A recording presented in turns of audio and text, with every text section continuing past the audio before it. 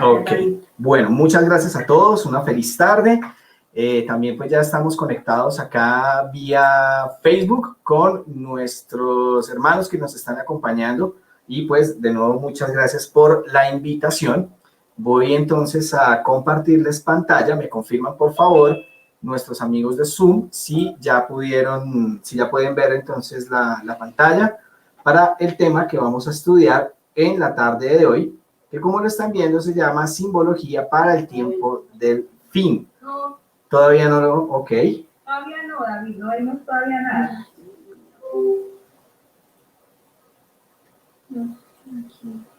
Vamos a ver.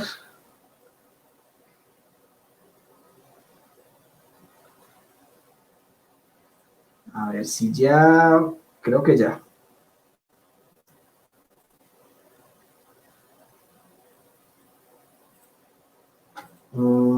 Ok. Bien, mientras tanto y mientras voy colocando la presentación en la pantalla, les voy contando que el tema que vamos a ver hoy, pues como lo ven, tiene que ver con la simbología. Entonces, en este orden de ideas, nuestro tema va a tener pues algo de historia, va a tener mucho que ver con lo que vamos a ver también un poco en las películas de hoy en día, el peligro para los jóvenes y sobre todo, más allá de aprender o de tratar de enseñar cosas de ocultismo que generalmente las personas piensan que es para enseñar este tipo de cosas y realmente no lo es. Lo que vamos a ver es precisamente cómo vamos a estar preparados para que el Espíritu Santo nos prenda ese bombillo rojo en el caso en el que alguna persona quiera ver esta señal, bueno, quiera ver algún tipo de película, quiera ver algo, y pues definitivamente pues no sea lo mejor, pero sobre todo, si hay la terquedad de ver, pues que vean esos símbolos, bastantes peligros y sobre todo podamos enseñarlo a nuestros niños y podemos decirle, mira, definitivamente no es bueno que veas estas cosas. Entonces, por favor, me confirma si ya pueden ver la pantalla.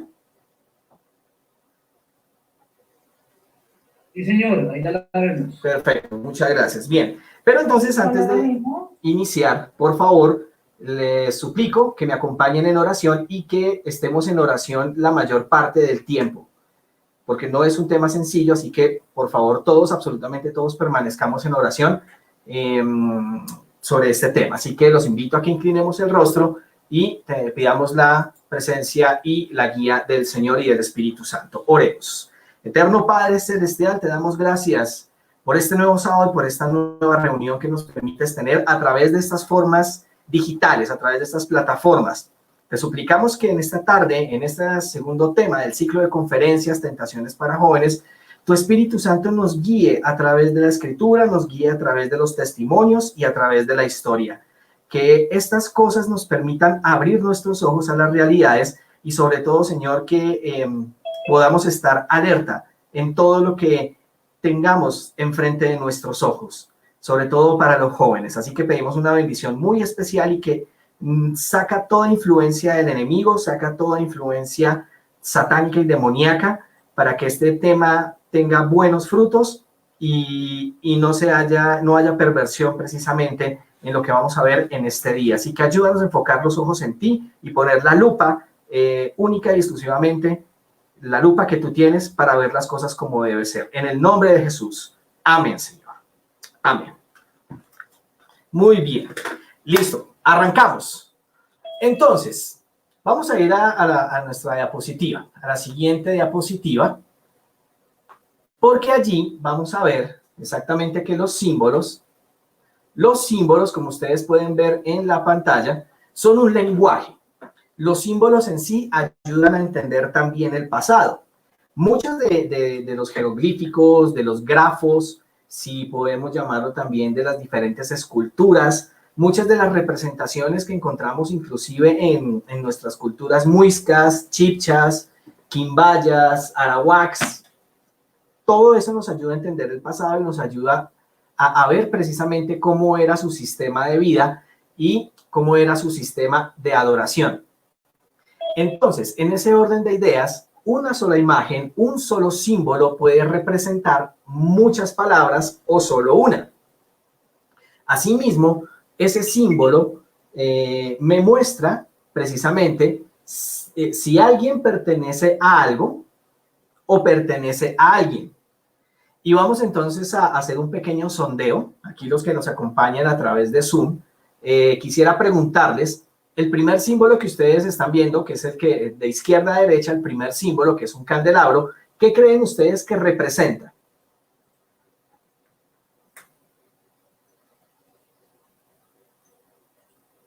He visto en algunas reuniones judías, ¿no? Generalmente se ven muchas reuniones judías, así es.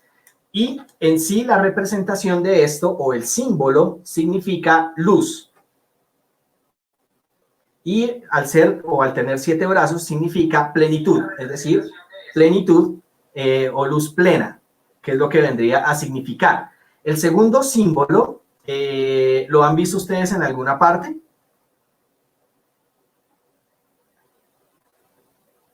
No. Bueno, el segundo símbolo también es un símbolo hebreo. Ese símbolo hebreo significa Aleph, o la primera letra del alfabeto hebreo, y en este contexto el Aleph significa cabeza de toro, significa primicia, significa primacía, significa el que está primero. Eso viene también a significar la letra Aleph, o la primera consonante del alfabeto o el Aleph Bet hebreo. El tercer símbolo, me imagino que muchos sí lo han visto en varias partes. ¿Qué creen ustedes que significa? Parece un logo egipcio que ellos... y significa que todo lo ve, el ojo que todo lo ve. Muy bien. Uy, ¿quién habló por ahí? ¿Quién fue? Vamos a cambiar entonces para que él dé la exposición porque tiene toda la razón. Tal cual. Sin embargo, si nos vamos un poco más allá, ese ojo de Horus, el ojo que todo lo ve, también es una representación de la reencarnación del dios Sol, pero tienes toda la razón, quien dio la exposición acá, me parece muy bien. Ahora, en este orden de ideas vamos a pasar a la siguiente diapositiva. Hay otros símbolos más y vamos a hacer el mismo sondeo. De izquierda a derecha, el primer símbolo, ¿qué creen ustedes que es este tridente? ¿Qué creen que significa o dónde lo han visto?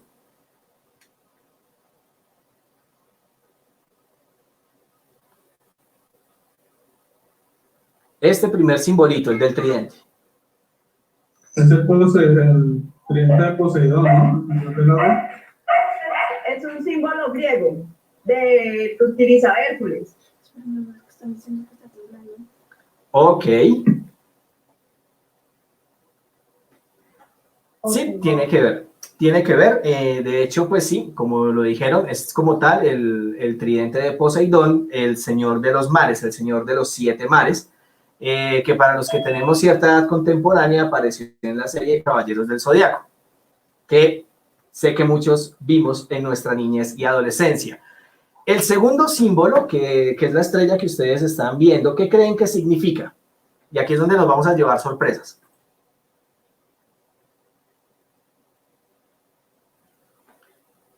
¿Qué creen ustedes que significa el segundo símbolo, esa estrella de 6 puntas? La estrella de David, ¿no? Bueno, generalmente se le conoce como la estrella de David, pero aquí es donde vamos a llevarnos sorpresas. ¿Por qué? Resulta que las antiguas culturas y religiones paganas mostraban el símbolo del hombre como un triángulo, ¿sí? Que simboliza el falo. Por ende, lo contrario es la mujer, que simboliza un cáliz. En este orden de ideas, esa estrella de 6 puntas en el paganismo, en el ocultismo, muestra la unión entre el hombre y la mujer porque los paganos creían que a través de las relaciones sexuales se podía llegar a Dios. Posteriormente, cuando Israel nació, más o menos para el año 1968, que nació como nación como la conocemos hoy en día, este símbolo fue adoptado por las letras Dalet, que en el hebreo moderno o en el hebreo antiguo se escribía de esta manera, como un triángulo, y por eso se le conoce ahora como la estrella de David, pero en realidad su origen es de los paganos. Estamos hablando más o menos de los años 1200, 1500, de la época del oscurantismo, y por ende este símbolo después fue adaptado, pero en realidad jamás ha sido la estrella de David. Bien, para seguir con el ejercicio, vamos a ir a la tercera imagen, donde estamos viendo allí una persona con un resplandor. Generalmente o popularmente, ¿qué es lo que significa esta aureola que se dibuja alrededor de la cabeza? ¿O qué simboliza?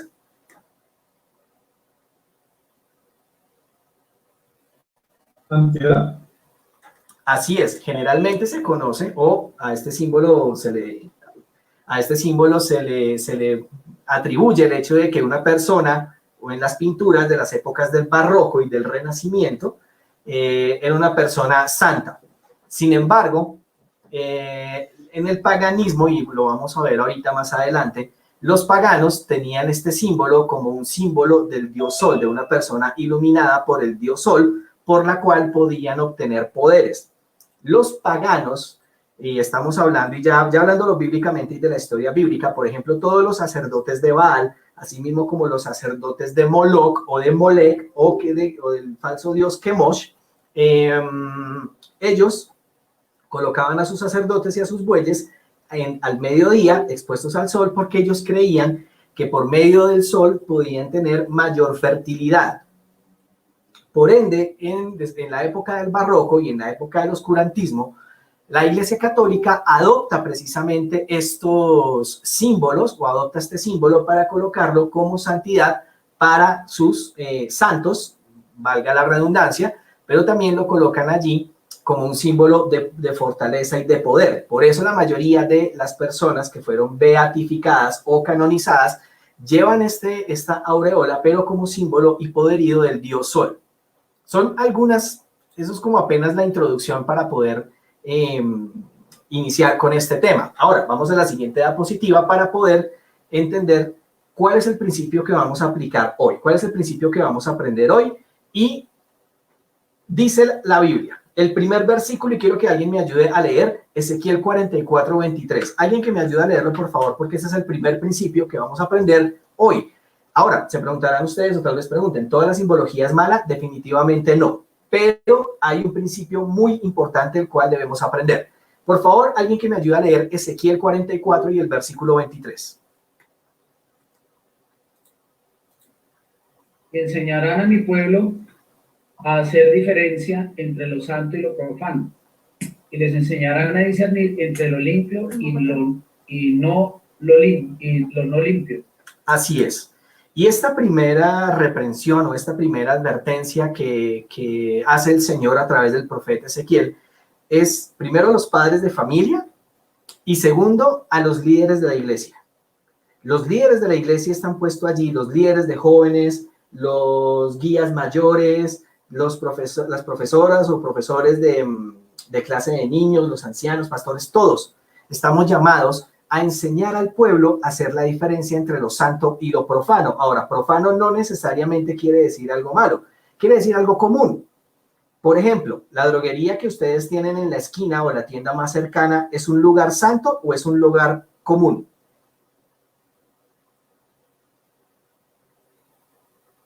Un lugar común. Eso sería un lugar común, un lugar profano, donde se puede hacer cualquier tipo de actividad y no hay ningún problema. Pero imagínense si la iglesia la tomáramos para vender tintos los sábados a las 8 de la mañana. Allí es donde estamos rompiendo el principio. Lo mismo pasa con absolutamente todo. Lo que vimos hace 8 días tiene que ver mucho con este primer principio. Enseñar la diferencia entre lo santo y lo profano. Y enseñar a discernir entre lo limpio y lo no limpio o lo impuro. Primero, y esto es clave para todos los que somos líderes de iglesia, y estamos con personas a cargo, especialmente de niños y jóvenes. El segundo, por favor, alguien que me ayude a leer Jeremías 10, versículo 2. Jeremías 10, 2. Alguien que me ayude a leerlo, por favor. Así ha dicho Jehová, no aprendáis el camino de las naciones, ni tengáis temor de las señales del cielo, aunque las naciones las teman. Amén. En la escuela sabática de la semana pasada y de esta semana, Dios había dejado claras instrucciones con respecto a no aprender ciertas costumbres paganas, que como sabemos en la escuela sabática vimos que el rey Acaz aprendió y aplicó a tal punto que simplemente mandó a sus hijos al fuego, como lo dice allí.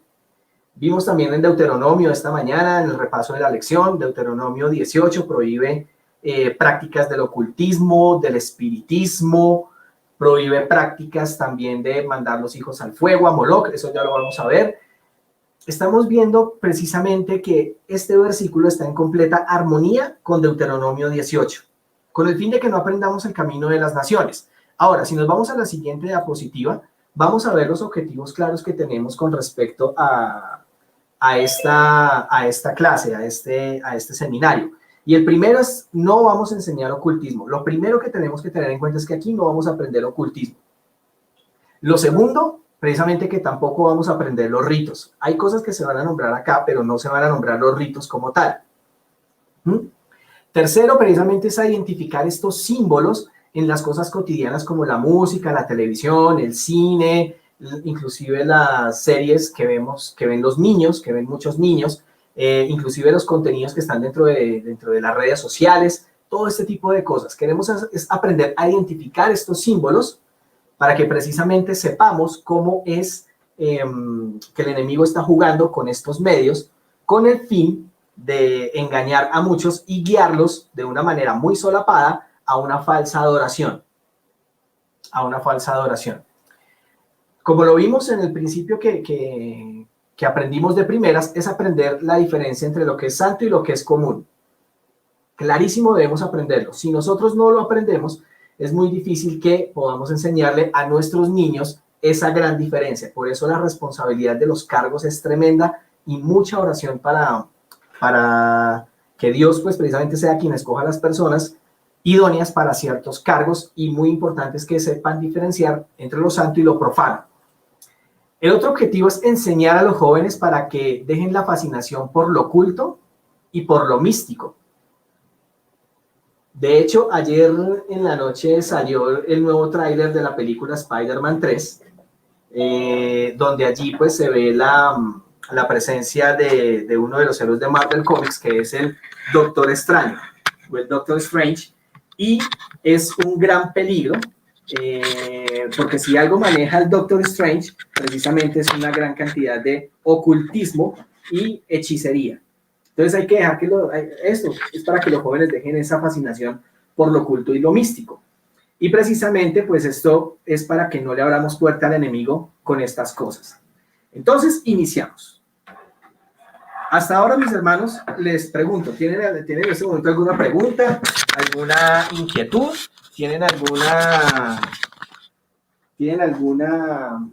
pregunta por el momento? ¿Estamos bien? Bien, parece que todo está en orden. Muy bien.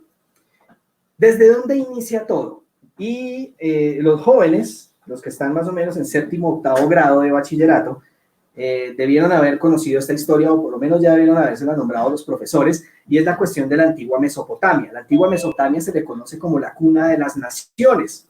De allí es donde nacen o nacieron las religiones misterio. ¿A qué se refieren las religiones misterio? Es lo mismo de las naciones paganas. Las culturas paganas, las religiones paganas, exactamente lo mismo sucede allí. Exactamente es lo mismo sucede allí. Es donde nacieron precisamente todos los sistemas de adoración alrededor del mundo, esos sistemas de adoración al sol, a la luna y a las estrellas, todos, absolutamente todos, nacieron de allí, de la antigua Mesopotamia. Entonces, si esto lo unimos en concordancia con la historia bíblica, ¿cuál es la torre que les estamos señalando en este momento?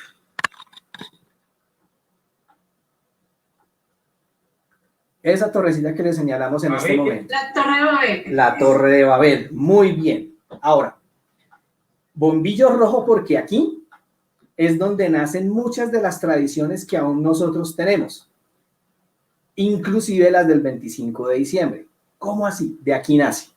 ¿Por qué?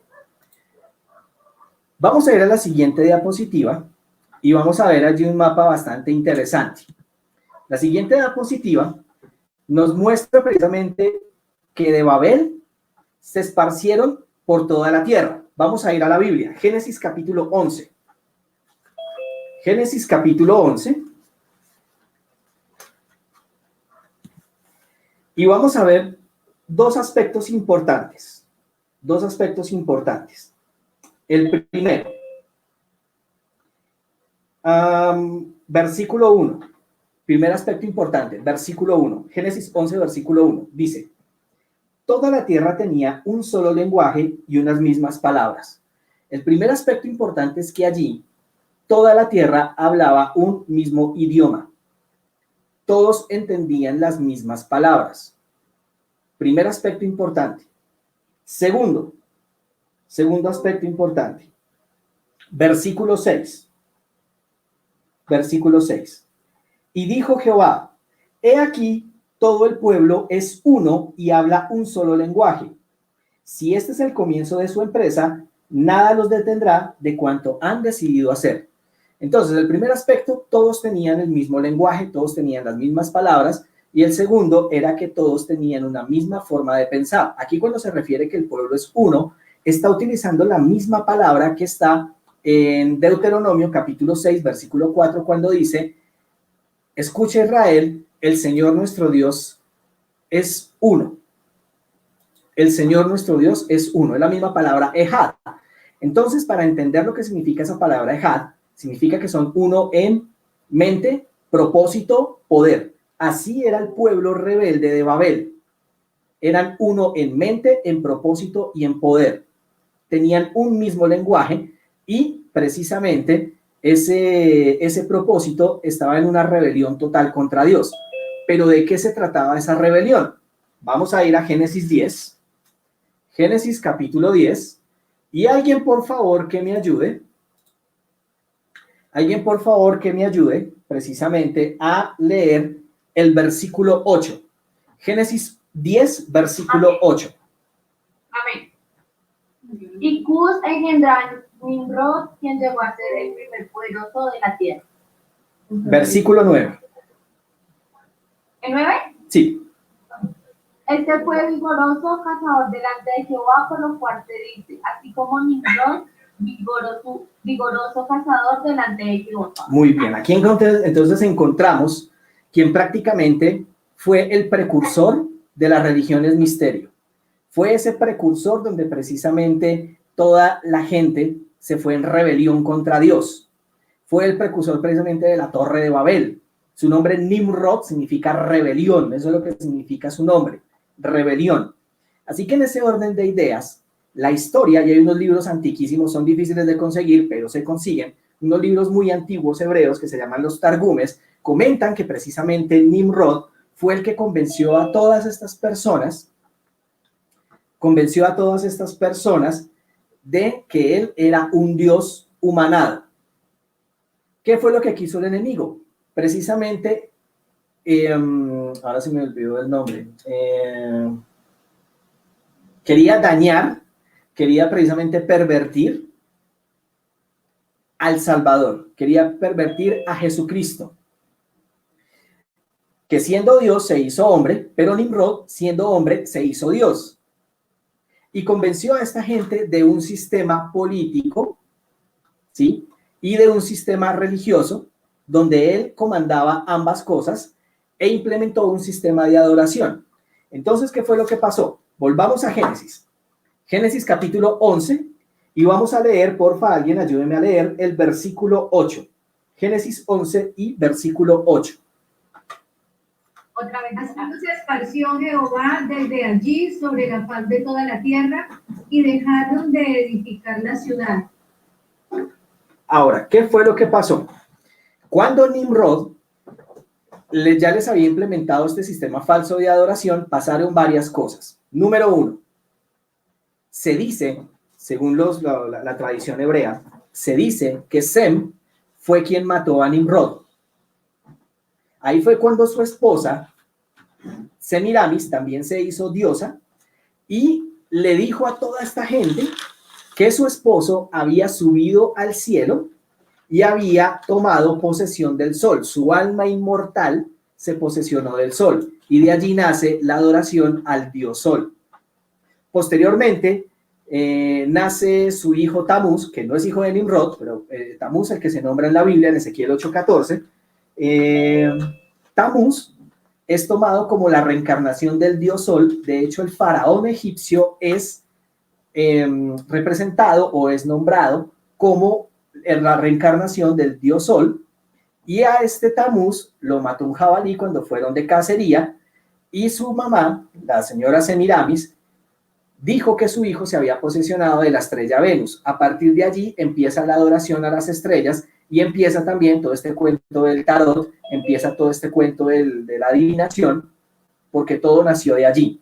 Ya los sacerdotes, siendo Semiramis una mujer muy vieja, con las mismas características de Jezabel y de la ramera de Apocalipsis 17, muere, y los sacerdotes que siguieron con esta falsa adoración le dijeron al pueblo que esta mujer se había posesionado de la luna, su alma inmortal voló a la luna, y por ende allí nació entonces la falsa adoración que conocemos hoy en día como el sol, la luna y las estrellas. Cuando pasó esto de Génesis 11:8, todo ese sistema de adoración ya había quedado en las mentes de estas personas post-diluvianas.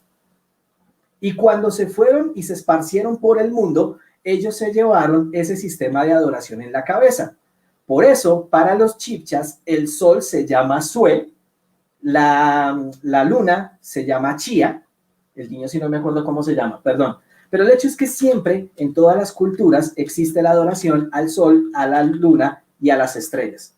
Si ustedes investigan las pirámides de los aztecas, hay 3 pirámides donde se adora al sol. Hay una pirámide del sol, una pirámide a la luna y otra pirámide a una estrella en específico de esa cultura. Pero todo nació de Babel. Así que los símbolos, las representaciones, los nombres tienen todo en común, y es lo que vamos a empezar a ver ya en nuestra próxima diapositiva. Así que en ese orden de ideas, permítanme ver si ya cambió la diapositiva.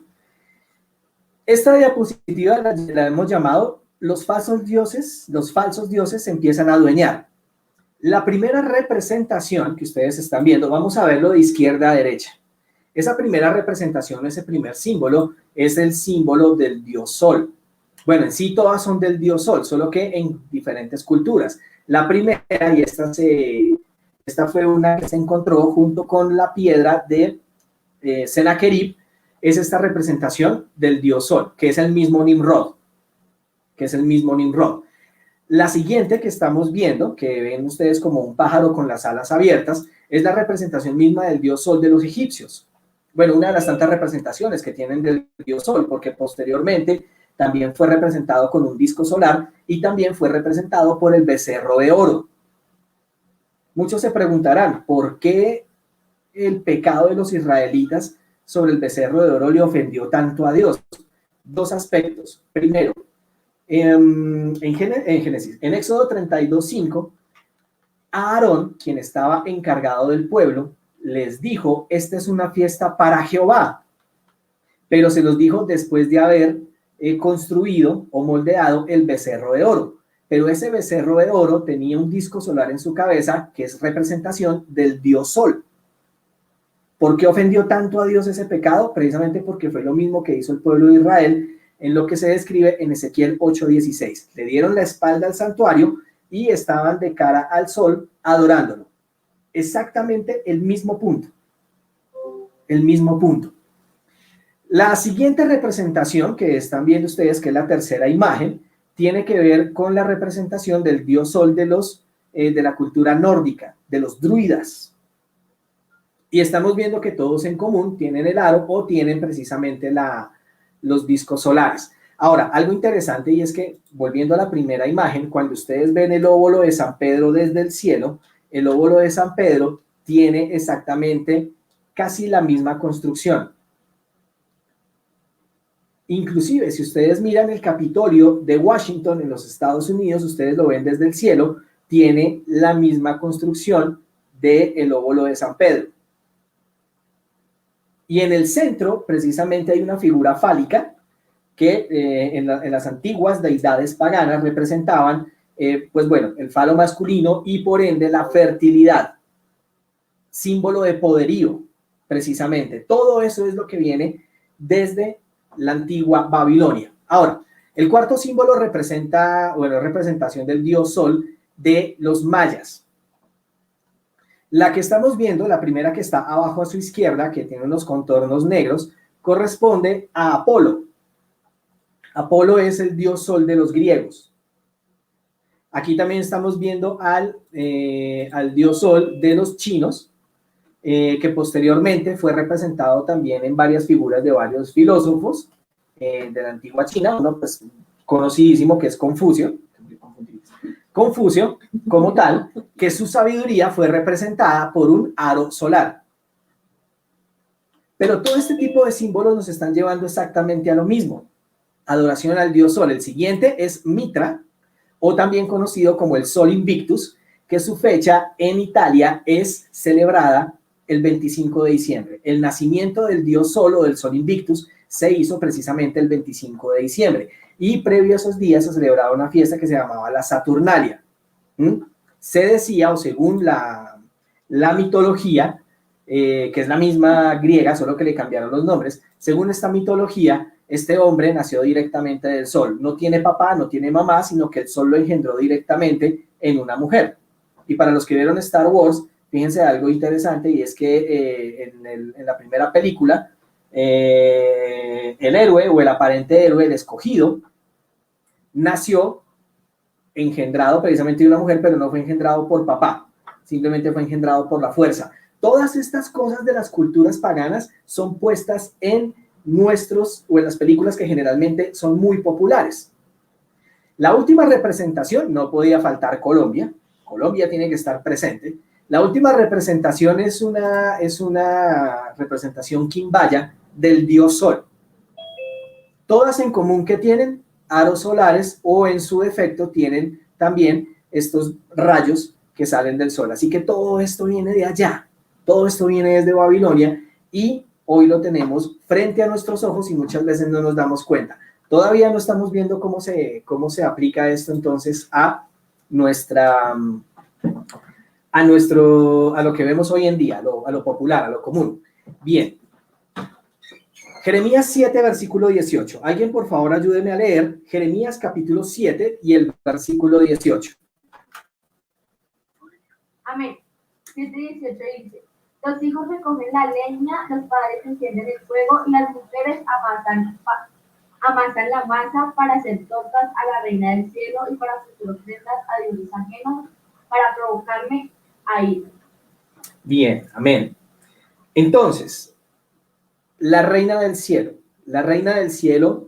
se le nombró así a la diosa Luna, se le nombró así a la antigua Semiramis, también nombrada en la Biblia como Astarte y Astarot. Jeremías, precisamente, más o menos contemporáneo a Ezequiel y a Isaías, estaba denunciando que el pueblo profeso de Dios estaba adorando a la reina del cielo. En Ezequiel 8,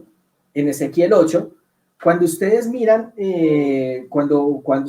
precisamente, dice el profeta Ezequiel que cuando iba a la entrada del santuario, vio la imagen del celo. Ahora, lo que están viendo ustedes en la pantalla es la representación de la imagen del celo, que es la representación de madre e hijo. Es la representación de la diosa Luna. Así se representaba a la diosa Luna en diferentes culturas alrededor del mundo. Y algo muy interesante, viendo las dos últimas representaciones, la número 11 y la número 12, es que tienen discos solares.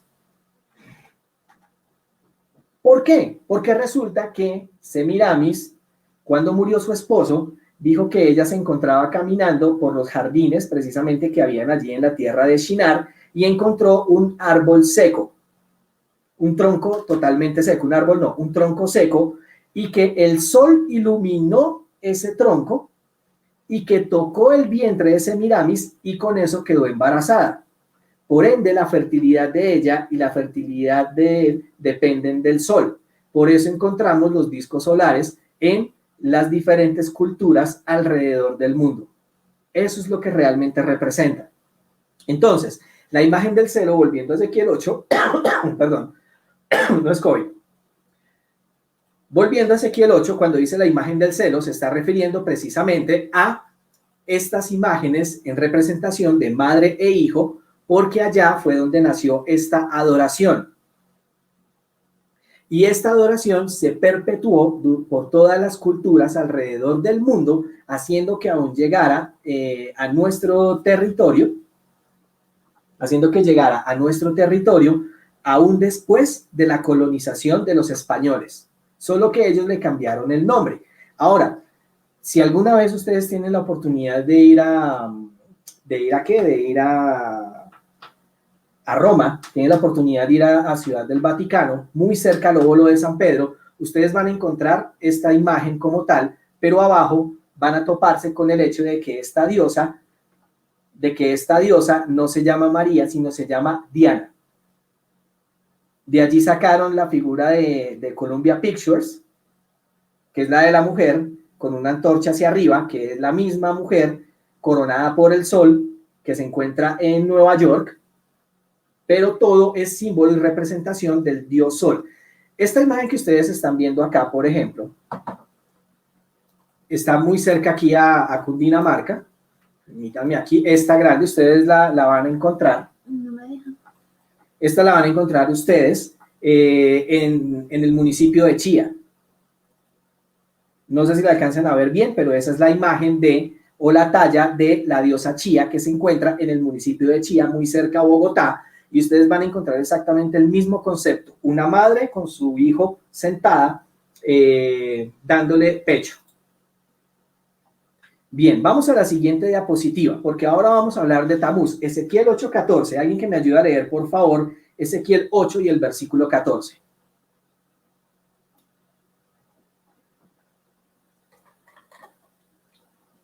De la puerta norte, me llevó a la entrada de la puerta norte de la casa del Señor, y había mujeres sentadas llorando a Tamuz.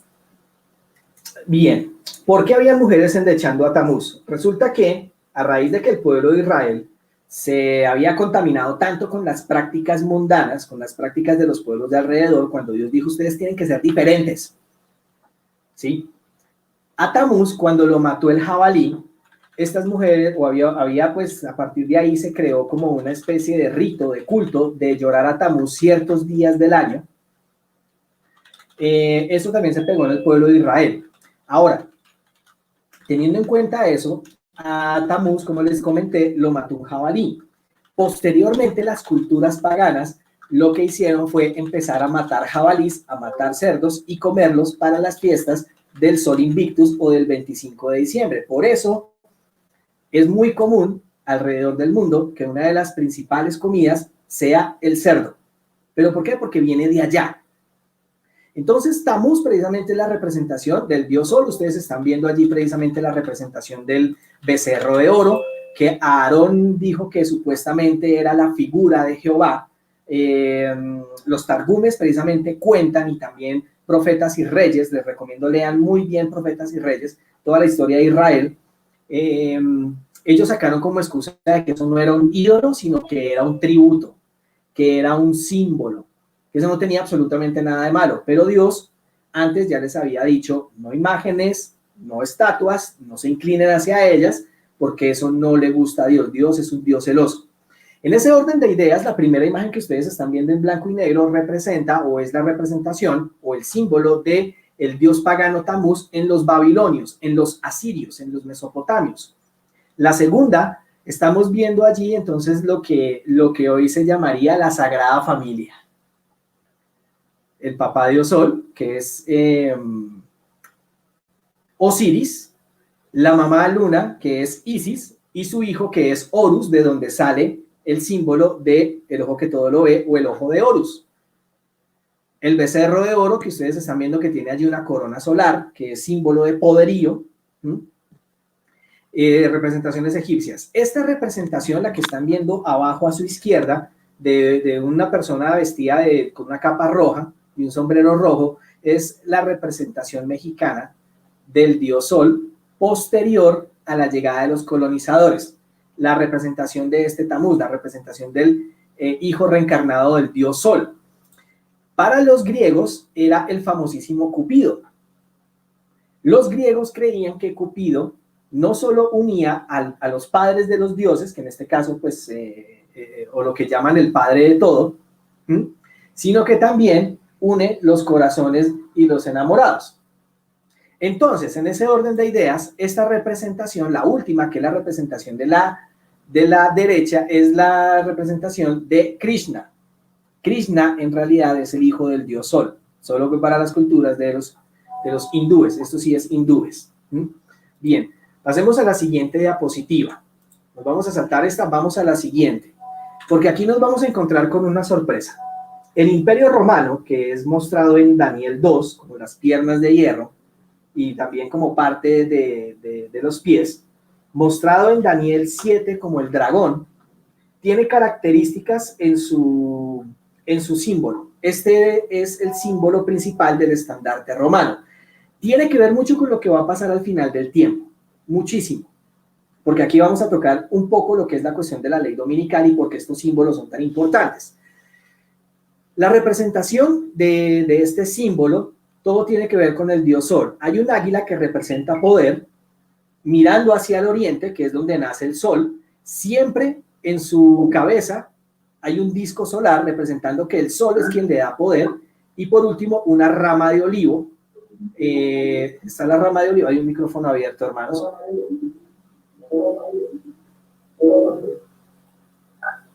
Ya. Hay esta rama de olivo que representa precisamente los rayos del sol y también unas flechas, que todo eso es representación del poder. Las letras SPQR significan Senado del Pueblo Romano. El pueblo es quien tiene el poder. El sistema democrático que nosotros tenemos ahorita viene de los griegos y viene de los romanos, donde el pueblo es para el pueblo, donde el pueblo es el que elige. Ahora les hago una pregunta, mis hermanos. ¿Cuándo creen ustedes que empezó el problema político en el mundo? ¿Cuándo empezó el problema con los gobernantes del mundo? La respuesta la tenemos en Primera de Samuel. Vamos a ir allí. Primera de Samuel.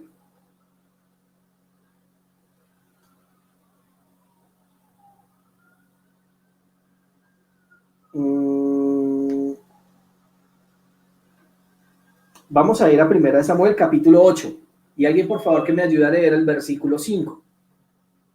Primera de Samuel 8 y el versículo 5. Amén. Y le dijeron, he aquí tú has envejecido y tus hijos no andan en tus caminos. Por tanto, constitúyenos ahora un rey que nos juzgue como tiene todas las naciones. La gente se cansó de que Dios los gobernara y empezaron a pedir gobernantes humanos. De ahí en adelante, lo que ustedes lean de la historia de los reyes y de crónicas es precisamente la consecuencia de que la gente prefiere que los gobiernen humanos y no que los gobierne Dios. Y en ese sentido es donde nació precisamente la cuestión de la democracia, y la democracia que tenemos actualmente viene del Senado romano. Entonces, en este orden de ideas, ellos asumen que es el dios Mitra, que es el dios Sol, quien les da el poder al pueblo para poder elegir a sus gobernantes. No se pierdan el tema del próximo sábado, que es la piedra sensual y los ismos y los peligros en la juventud. Ahora, tengámoslo ahí porque ya ahorita vamos a aprender el bombillo rojo. Bombillo rojo. Vamos a pasar a la siguiente diapositiva. Allí encontramos entonces el símbolo del Imperio Romano. Vamos a leer los siguientes versículos y quiero que me acompañen, por favor, los vamos a repartir. Una persona que me ayude con Lucas 21, versículos 20 al 24, y otra persona precisamente que me ayude con Mateo 24, versículos 15 al 22. Primero, Lucas 21, 20, 24.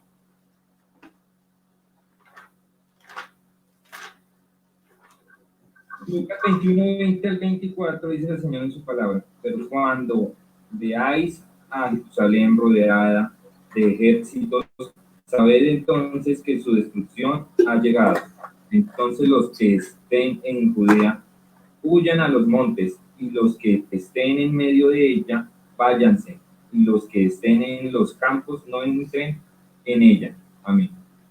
Amén. Hasta el 24. Sí. Porque estos son días de retribución, para que se cumplan todas las cosas que están escritas. Pero hay de las que estén encinta y de las que críen en aquellos días, porque habrá gran calamidad en la tierra e ira sobre este pueblo. Caerán a filo de espada y serán llevados cautivos a todas las naciones, y Jerusalén será pisoteada por los gentiles hasta que los tiempos de los gentiles se cumplan. Amén. Bien. En este primer pasaje entonces se describe algo, y sé que muchos de ustedes relacionan este texto con otro que vamos a leer en este momento. Mateo 24, versículos 15 al 22. Amén. Amén. ¡Wow! Me encanta esa disponibilidad para leer la Biblia. Muy bien. Ok. ¿Qué dice hoy? Cuando vean tanto la abominación desoladora predicha por el profeta Daniel, el que lee entienda. Entonces los que estén en Judea huyan a los montes. El que esté en la azotea no despierte a tomar algo de su casa. El que esté en el campo no vuelva atrás a tomar su capa. Hay de las que estén encintas y de las que críen en esos días. Orad que vuestra huida no sea en invierno ni en sábado, porque habrá entonces una gran tribulación. Hubo desde el mundo ni habrá después. Y si esos días no fuesen acortados, nadie se salvaría. Pero por causa de los elegidos, aquellos días serán acortados. Amén. Amén. Ahora, este versículo tiene una doble aplicación. Está hablando de lo que pasó en la Jerusalén del año 70 y está hablando de lo que pasará en el tiempo del fin. Ahora, ¿qué tienen en común? En Mateo 24 dice que cuando vean la abominación desoladora. En Lucas 21 me está hablando que cuando vean a Jerusalén llena de ejércitos. ¿Qué tiene esto en común? Al ejército romano se le llamaba abominación. ¿Por qué se le llamaba abominación? Precisamente en Ezequiel 8:16, ¿cuál fue la máxima abominación que el pueblo hizo? Según Ezequiel 8:16. Adorar al sol. Adorar al sol. ¿Por qué se le llamaba abominación a este ejército? Precisamente por su sistema religioso que estaba centrado en adorar al dios sol. En este orden de ideas, Jesús tiene doble aplicación para el tiempo del fin y para este momento. Ahora, interesante este punto, y es que Jesús dijo, cuando ustedes vean rodeada Jerusalén con ejércitos, ese es el momento de salir. ¿Qué tiene que ver esto? Muchísimo, porque resulta que nos cuenta el conflicto de los siglos, el primer capítulo, y también un libro muy interesante que es La Guerra de los Judíos. Nos dicen que Jerusalén fue rodeada por estos estandartes romanos, que son los que ustedes están viendo a su izquierda. Esos estandartes en cuestión de adoración al dios Sol. La gente en Jerusalén, y esto lo cuenta Flavio Josefo, la gente en Jerusalén y en Judá veían estos estandartes y por corrección política, porque ahora se está poniendo de moda la corrección política, ¿sí? Ellos se inclinaban también a adorar al dios Sol. De hecho, Flavio Josefo contaba que en el templo de Herodes, en la entrada a la parte superior, ellos colocaron uno de estos estandartes romanos y la gente que pasaba por allí se inclinaba en reverencia al dios Sol. Esto fue la causa por las cuales pues ya vino la destrucción posteriormente. Sí. Pregunta si te están escuchando bien. Mis hermanos, les pregunto, ¿todos están escuchando bien?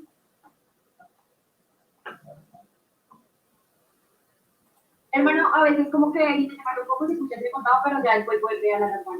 Se escucha muy entrecortado. El último relato no se entendió mucho. Ok. Quita la última parte nada más. Bien, entonces, el pueblo de Jerusalén, voy a hablar un poquitico más lento.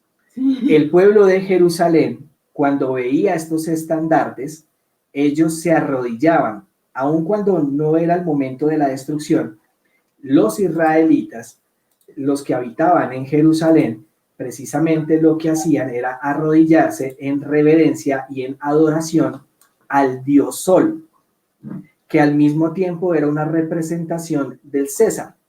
Si nos vamos entonces a examinar muy bien, en el templo de Herodes, y esto lo cuenta Flavio Josefo, en la parte superior del templo de Herodes fueron colocados estas imágenes de la representación del águila, quien precisamente se mostraba como un símbolo de adoración al dios Sol. Jerusalén también apostató de esta manera. El pueblo profeso de Dios de aquel tiempo también apostató de esta forma, de esta manera. Entonces, teniendo en cuenta esto, vamos a pasar a la siguiente diapositiva, donde vamos a ver cómo se aplican estos mismos símbolos ahora. Estos mismos símbolos ahora. Si ustedes se fijan en estas procesiones que encontramos de manera muy común, sobre todo en Semana Santa, estamos encontrando la misma representación, los mismos símbolos. Encontramos un águila, encontramos una corona de olivo, encontramos precisamente que debajo de estas, bueno, aquí no se alcanza a ver muy bien, pero hay unos aros solares que precisamente muestran los mismos símbolos de adoración al dios Sol. Exactamente los mismos, solo que disfrazados de una forma enteramente diferente. En las películas que nos gusta, hace 8 días habíamos visto a Superman, entonces hago la pregunta, ¿de qué se alimenta Superman? ¿De qué come Superman? ¿Del sol? Del sol. Exactamente. Si ustedes ven, Clark Kent no come. Superman está alimentada de kriptonita, ¿no? No, kriptonita es la... no, ese era lo que lo mataba, la kriptonita lo mataba. Exacto. Pero Superman, su fuerza precisamente radica en el sol. Para los que han leído los cómics y bueno, han visto un poco más a profundidad la historia de este personaje, en su planeta natal él no tenía poder, pero en la Tierra esos poderes se los da el dios Sol. Entonces es exactamente lo mismo a lo que nos está llevando, solo que de una manera disfrazada. El segundo símbolo se vio en una película que gusta mucho, sobre todo a las mujeres y sobre todo a la ola de este nuevo feminismo, que es supremamente dañino para la juventud. Este segundo símbolo es el escudo de la Mujer Maravilla. Cuando ustedes ven la primera película, van a encontrar que ella no fue engendrada, ella nació sencillamente, y cuando ella es pequeña, su cama está rodeada precisamente de símbolos solares, y cuando ya está grande y empieza a pelear, a ella le asignan este símbolo, o este escudo, perdón, donde todo esto es representación del dios Sol. De hecho, las amazonas tenían una fascinación por el dios Sol, porque según su mitología, según la mitología de las amazonas, ellas eran engendradas directamente por el dios Sol. Ellas no necesitaban de hombres. La cultura, de hecho, de las amazonas no necesitaban de hombres para nada y sería una cultura perfecta para el feminismo de esta hora. La tercera representación, ¿dónde la han visto? Yo sé que la han visto. No se escucha bien.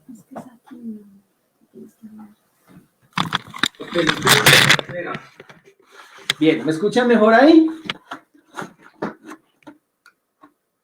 Se está escuchando bien. Seguramente. ¿Ya mejor? Bien.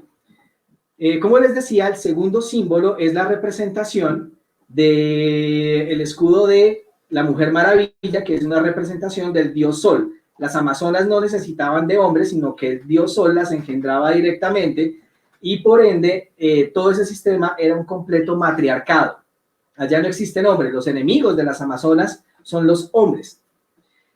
Ahora sí, diciendo lo que nos decía nuestro hermano Luis Eduardo, el tercer símbolo que estamos viendo es la representación del Sol en los Teletubbies.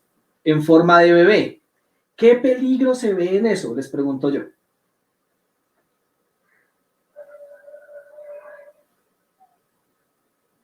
Aparentemente ninguno. Pero en la serie, los Teletubbies, todo se activaba cuando salía el nené del sol. El último símbolo que estamos viendo pertenece a una de las series de Disney. Ahora yo les digo, yo tengo una guerra declarada contra Disney. Ustedes están viendo allí la representación del ojo que todo lo ve. Es la representación precisamente actual del ojo de Horus. Es la representación también de la pirámide o del ojo que se encuentra en la cúspide de la pirámide del billete de dólar. Y estas cosas son presentadas a nuestros niños de forma muy solapada. Ergo, es necesario tener mucho cuidado. Pasemos a la siguiente diapositiva.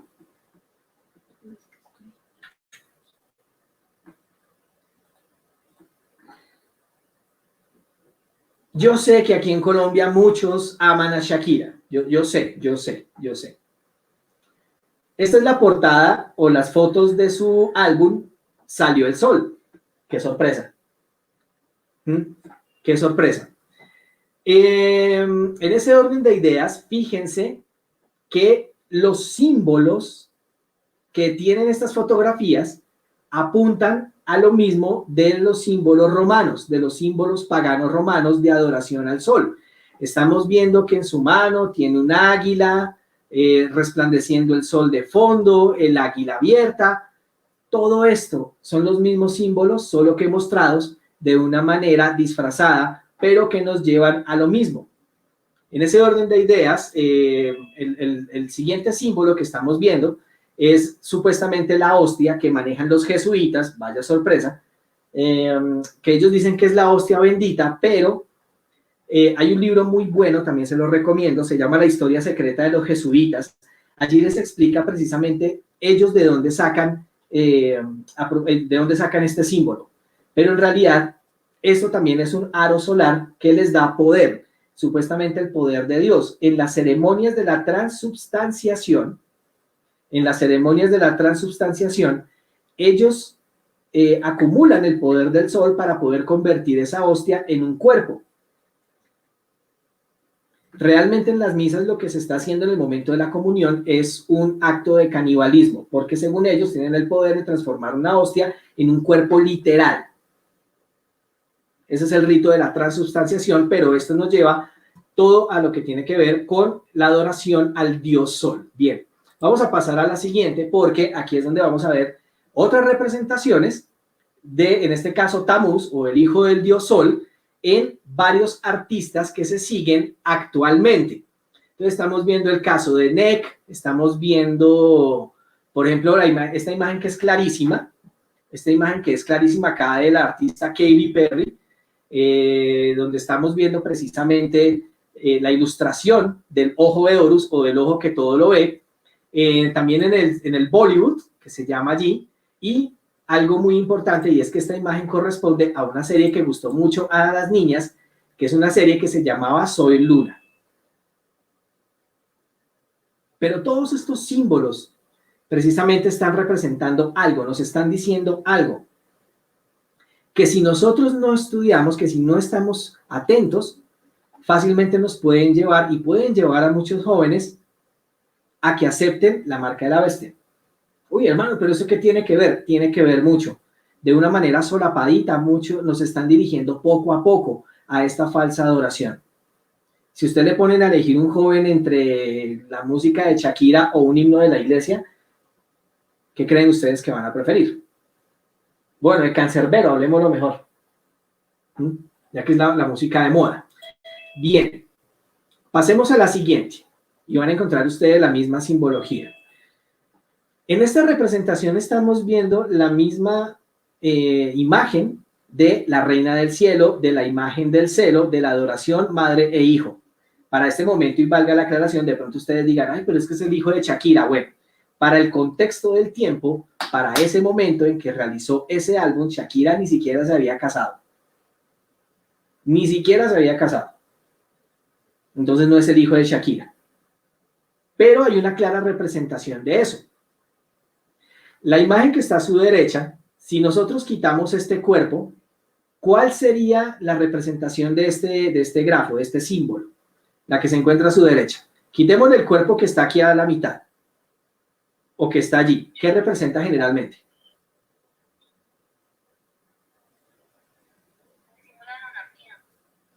No tanto. Realmente es el símbolo de la paz. Búsquenlo ustedes y el símbolo de la paz es exactamente igual. Solo que para los paganos romanos, este símbolo en realidad mostraba su poderío al matar al apóstol Pedro. Entonces no es el símbolo de la paz, es el símbolo del poderío, es el símbolo del poderío de Pedro, perdón, es el símbolo del poderío romano cuando crucificaron a Pedro. Siguiente diapositiva. Ahora, ¿cómo se presenta o en qué otras maneras se representa al dios pagano Tamuz? Y en esta que les encanta a los niños, vamos a ver, vamos a que nos pase la diapositiva otra vez. Para los nórdicos, el hijo de todos los dioses es el famosísimo dios Thor. Dios Thor es el representante de la tierra. En la parte derecha que estamos viendo, y es una película que les fascina a los jóvenes, sobre todo también los libros, estamos viendo entonces una representación del ojo que todo lo ve en la película de Harry Potter, que en realidad este símbolo, según esa película, es Las reliquias de la muerte. las reliquias de la muerte. Pero en realidad, cuando ustedes ven el símbolo, a la lupa de Dios, estamos viendo allí precisamente la imagen del dios Sol. Eso sin mencionar la cantidad de ocultismo y la cantidad de espiritismo que se presentan en esa película o en todas las sagas de películas, al igual que en la de Doctor Strange, ¿sí? Ahora que se viene esta nueva ola y esta etapa 5 de todo lo que es el universo cinematográfico de Marvel, vamos a estar viendo mucha simbología y mucho espiritismo. Y hay que tener mucho cuidado en la medida de las posibilidades, padres de familia, no permitan que sus hijos vean eso. Y si lo van a ver, estén muy advertidos de la simbología y estén advertidos de todo el espiritismo que se va a presentar allí. De hecho, esta serie WandaVision es muy similar a lo que promete el juego de Minecraft. Crea tu propio mundo, salte de la realidad, pero cuando tengas que enfrentar la realidad, busca la forma de escapar de tu realidad. Básicamente es lo mismo. Pasemos a la siguiente diapositiva. Y estamos viendo allí también en juegos muy populares, sobre todo en las consolas de este último tiempo. La primera que ustedes están viendo en la esquina es del juego Assassin's Creed, donde estamos viendo también la simbología del dios Sol. Lo mismo pasa en el famosísimo juego muy popular entre los jóvenes, GTA o Grand Theft Auto 5, donde también estamos viendo esta simbología del dios Sol, donde precisamente ese cartel en inglés está diciendo "The man is watching you" o "el hombre te está mirando". Toda esta simbología se encuentra en todos estos videojuegos de moda. Lo mismo pasa en juegos de PC, como la de League of Legends, donde también allí se encuentra el ojo de Horus. Encontramos más representaciones del dios Sol en GTA 5 o Grand Theft Auto, sin mencionar la cantidad de simbología que también esconde el juego Mortal Kombat en su última versión, y la película La venganza de Scorpion, precisamente resaltan mucho este dragón. Este juego se hizo popular mucho en los años 90, donde allí pues prácticamente de las peores formas le enseñan a los jóvenes cómo matar a una persona, que son las famosísimas fatalities. Pero estamos viendo cómo todo esto pasa, y esta película sé que gustó a muchos padres de familia y también gustó muchísimo a muchos niños y a muchas niñas, y es la famosísima Maléfica, que no es más ni nada menos que la representación del falso dios Baphomet. Representación pagana, representación en las películas. Lo más peligroso no es tanto lo que represente o lo que haga en sí Maléfica, sino cómo termina en la película. Ahora les hago una pregunta, para quien la vio, ¿cómo termina Maléfica en esa primera película? Díganme si estoy mintiendo. ¿Terminó como la heroína de la película, la buena gente? Terminó tapando a la ¿Qué mensaje le están dando a los niños? Entonces, ¿quién es el malo del paseo? Dios.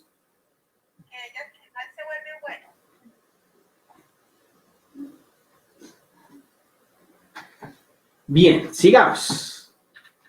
¿Dónde vamos? Uy, me pasé. Qué pena con ustedes. Ay, ay, se me perdió Maléfica. Bueno, recordando entonces lo que significa este símbolo del poderío romano, que es la adoración al dios Sol, vamos a verlo en otras partes. ¿Y qué tiene que ver todo esto con la ley dominical? Facilísimo. Vamos a ver la siguiente diapositiva. Porque allí estamos viendo los mismos símbolos paganos de la antigua Roma, del antiguo Egipto, de la antigua Babilonia, donde en su parte izquierda, la parte izquierda de sus pantallas, estamos viendo precisamente el sello, el gran sello que está en el billete de $1 de los Estados Unidos, donde allí, pues precisamente, donde precisamente vamos a ver varias cosas interesantes. Número uno, hay varias inscripciones y están en latín. Fíjense lo interesante es que esas inscripciones están en latín. La primera, que se llama Anuit Captis. Esta frase, que se encuentra en latín, al igual que la que está abajo, que es Novus Ordo Seclorum, tiene su significado. Ya les confirmo exactamente qué es, porque todo esto tiene un estudio bastante importante y bastante interesante con respecto a lo que va a pasar en el fin del tiempo y la ley dominical, y cómo muchos jóvenes serán engañados para que sigan a la marca de la bestia y no preferir el sello de Dios. Ahora, en este orden de ideas, el Anubis Captis precisamente significa: Él favorece mis empresas. Pero si nos ponemos si le ponemos la lupa, cuando dice Anubis Captis, él favorece mis empresas, estamos viendo aquí que quien favorece las empresas es el dios Sol, quien favorece esos emprendimientos es el dios Sol. Novus Ordo Seclorum, precisamente en el latín, significa el nuevo orden mundial. ¿A qué está apuntando la bestia, el dragón y el falso profeta? Un líder mundial que maneje religión y maneje la política. Y algo que me gustaría que investigaran ustedes por internet es la nueva carta apostólica de Francisco I, que se llama Tutti Fratelli. Fratelli Tutti, perdón, se llama Fratelli Tutti, donde invita a toda la gente a que nombren un solo líder mundial. Lo mismo que pasó en 1 Samuel 8:5. La gente no quiere ser gobernada por Dios, sino por un solo hombre. Y este mismo hombre hará exactamente lo que hizo Nimrod. Todo lo que está profetizado se está cumpliendo.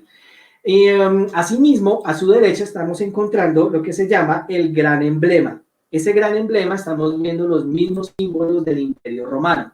El águila con las alas abiertas, mirando hacia el oriente, que es un poderío del sol. Arriba estamos viendo también sellos del dios Sol, o representaciones o imágenes del dios Sol, y lo mismo, poderío, que son las flechas, y las ramas de olivo, que representan los rayos del sol. Exactamente estamos viendo la misma simbología, y todo nos lleva a pensar exactamente qué es entonces lo que va a pasar. Y adelantándonos un poco más, cuando ya estamos viendo en las imágenes que ustedes están viendo, cómo es que las religiones que adoran en el día del sol, todas las denominaciones que adoran en el día del sol, se están uniendo precisamente en un mismo sentir, en un mismo pensar, en un mismo lenguaje. ¿Cuál es ese lenguaje? El lenguaje del amor espurio, el lenguaje del amor, entre comillas, donde todo es permitido porque Dios es amor. Y en ese orden de ideas, todas estas, precisamente todas estas congregaciones alrededor del mundo no van a tener ningún reparo en aceptar adorar al sol aceptar adorar a Dios en el día del sol. Así que todo esto que viene desde Babilonia tiene un propósito. Todo esto que viene desde Babilonia siempre fue engañar a muchos con el fin de que aceptaran la marca o acepten la marca de la bestia de una manera voluntaria, y se olviden de adorar al Dios del cielo, al Dios del cielo. Así que hay algo bien interesante y algo que me gustaría advertir a todos los miembros de la iglesia.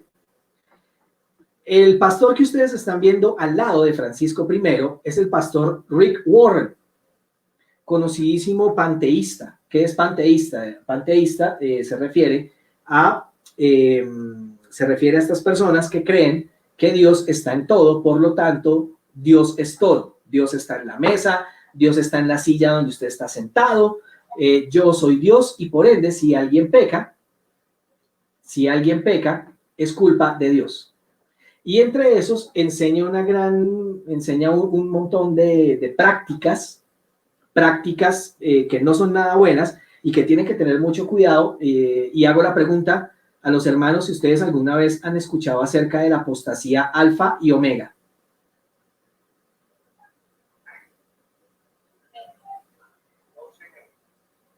La apostasía que inició en grandes líderes en una época, entre ellos creo que fue John Kellogg.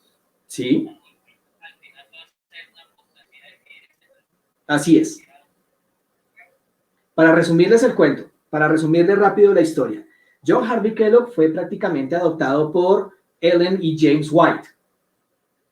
Él fue un gran médico, eso no se le va a negar, fue un gran médico, pero el hombre empezó a aprender ejercicios espirituales, formación espiritual. Y en esas prácticas espirituales, que son de Ignacio de Loyola, aprendió precisamente prácticas que hoy enseña este señor Rick Warren en su libro Una vida con propósito, o también Una iglesia con propósito. ¿Cuáles son ese tipo de prácticas que enseña? Oración contemplativa, oración por estaciones, oración en laberintos, oración de respiración. Tengan mucho cuidado cuando encuentren cosas como respire 7 veces y en cada respiración repita, Señor, cambia mi corazón, cambia mi corazón, cambia mi corazón. Esos son prácticas de Ignacio de Loyola y que este señor Rick Warren enseña de una manera muy disfrazada en su libro Una vida con propósito. Que el libro es lindo, es motivador, sí, pero tiene prácticas del panteísmo y entre ellas, de una manera muy solapada, enseña precisamente una falsa adoración donde pinta que Dios le fascina todo y que Dios, pues precisamente puede vivir con el pecado. Así como resumidito. Esto mismo, lo que pasó en la apostasía alfa en aquel tiempo, en la omega lo están empezando a enseñar este tipo de pastores. Y la hermana White advirtió, precisamente en Mensajes Selectos tomo 1, dice que cuando ella vio la omega que se acercaba, dice que tembló por nuestro pueblo, porque estas prácticas panteístas que llevan a la adoración al dios sol se están metiendo de una manera muy disfrazada y sobre todo entre los jóvenes. Hay que tener mucho cuidado con los libros que se leen, especialmente del señor Rick Warren, otro señor llamado Thomas Merton, ¿qué otro les digo yo? Vean un seminario del pastor Gerson Gómez, muy bueno, tiene toda la historia completa sobre esto. Ahora, en este orden de ideas, les preguntaría, ¿creen ustedes entonces que toda la simbología es mala?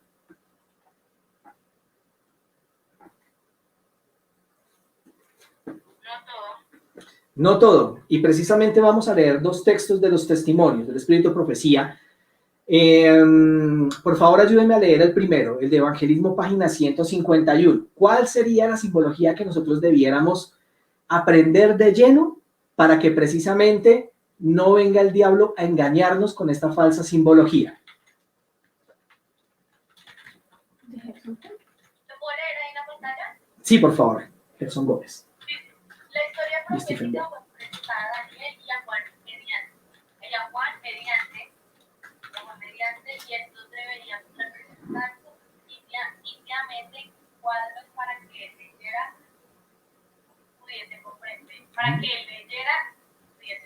Bien, gracias. A mí me faltó la palabra mediante símbolos. Dios presentó la historia profética mediante símbolos, y son símbolos que debiéramos entender. Y este es un llamado especialmente a los que son líderes de jóvenes, para los que son ancianos, los que son pastores, y puedan enseñar la historia profética por medio de estos símbolos a los jóvenes, que puedan llegar o ya llegar a ser guías mayores o inclusive desde aventureros y pudieran empezar a entender poco a poco, paso a paso, qué es lo que significa, por ejemplo, la cuarta bestia de Daniel, qué es lo que significa la cabeza de oro, todo de a pocos. Pero es sumamente importante que entendamos los símbolos que Dios dio a través de su palabra y a través de la historia para que pudiéramos entender qué es lo que va a pasar al final. Mensajes Selectos, tomo 2, página 120. Ayúdenme a leer esta cita, por favor. Mensajes Selectos, tomo 2, página 120.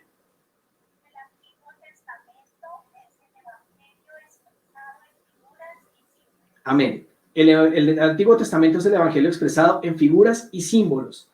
Entonces, muy importante, y como lo decía precisamente Helen White en su libro Cristo en su Santuario, la correcta comprensión del ministerio de Cristo, del santuario celestial, es el fundamento de nuestra fe. Entender santuario, entender sus símbolos, entender a qué nos apunta, a qué nos lleva, nos va a permitir abrir nuestros ojos y fijar los ojos en quien realmente nosotros debemos fijarlo, que es en el Señor Jesucristo.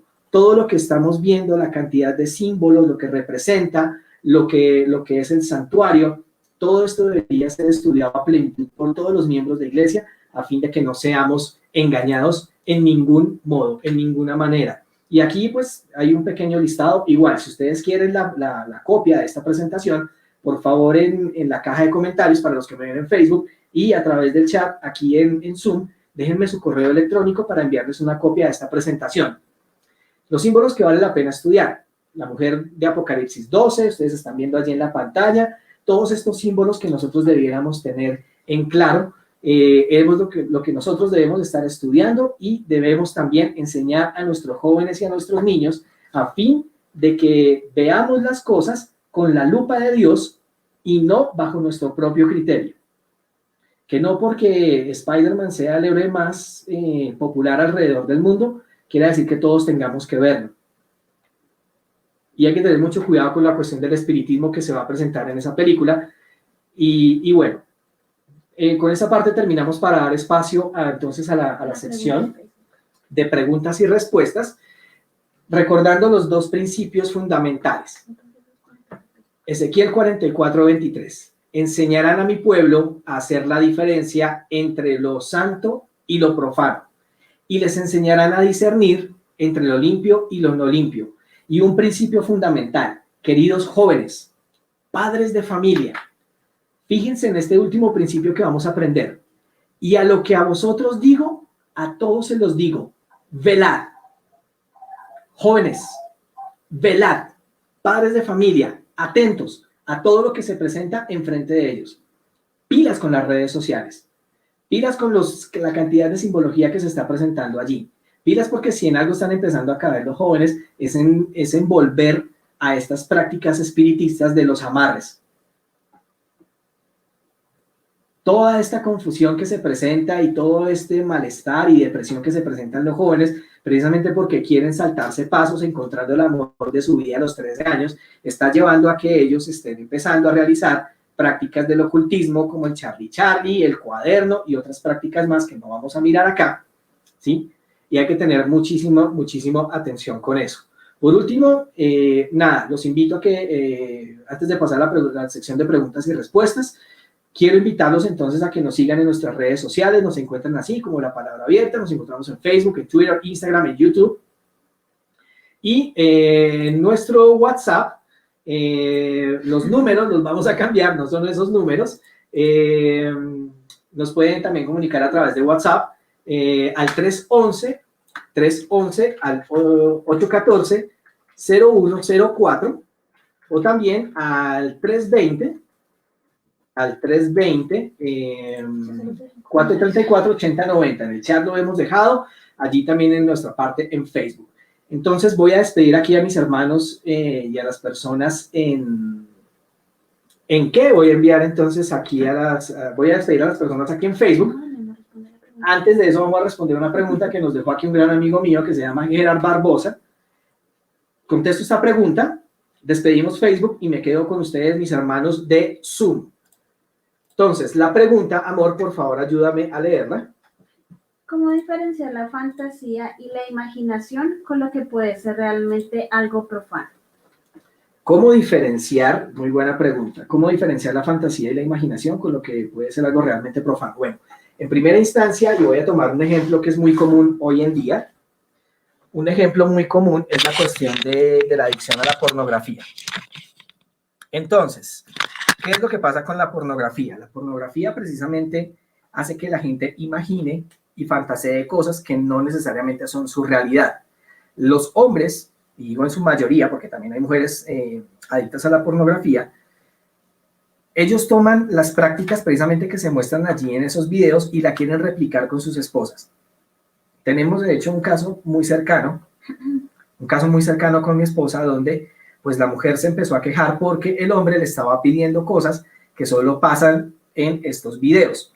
Entonces, como les decía al principio, lo profano no necesariamente es algo malo, significa algo común, pero usted puede profanar las cosas santas como el matrimonio y las relaciones sexuales que solo se tienen que dar dentro del matrimonio, con prácticas que son populares, mundanas, y en ese orden de ideas en su cabeza, al no poderlas cumplir, también puede llegar a fantasear e imaginar cosas que están completamente fuera de la realidad. Así como para resumirlo. Me despido de los amigos de Facebook. Dios los bendiga. Me quedo con nuestros amigos en Zoom.